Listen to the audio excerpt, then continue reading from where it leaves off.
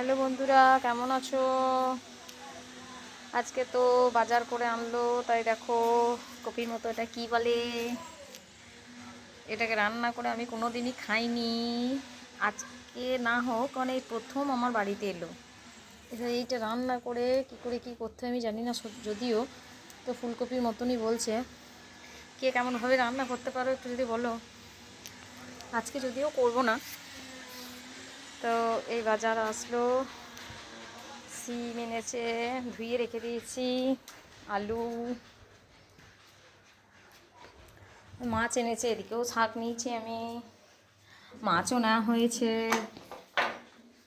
মাছও আনা হয়েছে, মাছের ঝোল ঝাল যাই হোক কিছু করবো, শাক করবো, ভাত তো বসিয়ে দিয়েছি, এবার কাটাকুটির পালা।